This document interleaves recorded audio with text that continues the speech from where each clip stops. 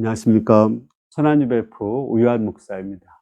우리가 오늘 말씀을 통해서 안전지대가 되시는 하나님의 말씀에 우리가 거할 수 있기를 기도합니다. 오늘 말씀의 요절은 시편 12편 5절과 6절입니다. 여호와의 말씀에 가련한 자들의 눌림과 궁핍한 자들의 탄식으로 말미암아 내가 이제 일어나 그를 그가 원하는 안전지대에 두리라 하시도다. 여호와의 말씀은 순결하며 흙 도가니에 7번 단련한 은 같도다. 자, 이 세상에는 여러분들 살아서 알지만 수많은 지뢰가 붙여 있습니다. 지뢰가 없는 안전지대가 어디일까요? 오늘 말씀에 보면 하나님의 말씀은 안전지대입니다. 하나님의 말씀은 7번 단련한 은과 같이 아주 순결해서 깨끗해서 그 말씀대로 살면 그 말씀이 우리를 그 수많은 지뢰밭에서 구원해 주십니다. 그러면 그 지뢰를 받는 것은 뭘까요? 그것은 인간의 꾀대로 사는 거죠. 인간의 방법대로 사는 것입니다. 그것은 결국은 자기 꾀에 넘어져서 결국은 자기가 죽임을 당하게 되는 것입니다. 지금 다윗 왕은 사울 왕에게 쫓기고 있습니다. 그 사울 왕은 끊임없이 다윗을 죽이고자 하고 있습니다. 그리고 정말 한 발짝만 잘못 디디면 거기는 지뢰가 터져서 다윗은 죽을 수밖에 없습니다. 어떻게 살아야 되겠습니까? 이때 그 다윗은 하나님의 말씀을 붙잡았습니다. 다윗이 붙잡은 말씀은 그것입니다. 여호와를 경외하는 자를 벌할 수 없다.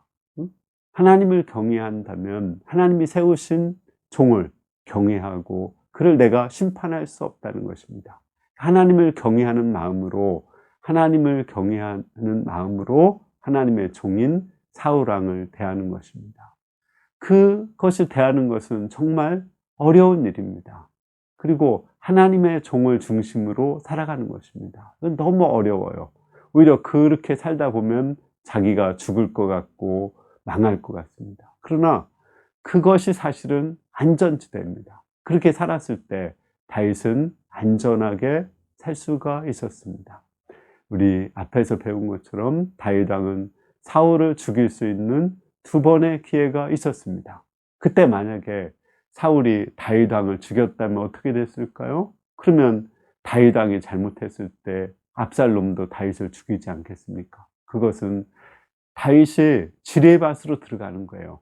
지뢰를 받는 겁니다. 그 당시는 터지지 않을지 모르지만 언젠가는 터져서 자기도 죽게 되는 것입니다.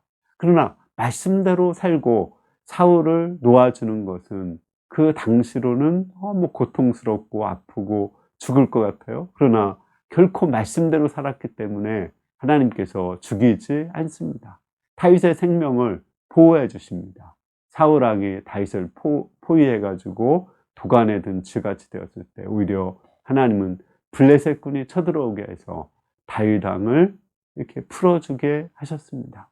또 다윗이 동족 상전의 위험 속에 있을 때 그 이제 블레셋 사람들의 왕이 또는 거기에 있는 그 군대 장관들이 반대해서 다윗 왕을 보내게 해주었습니다.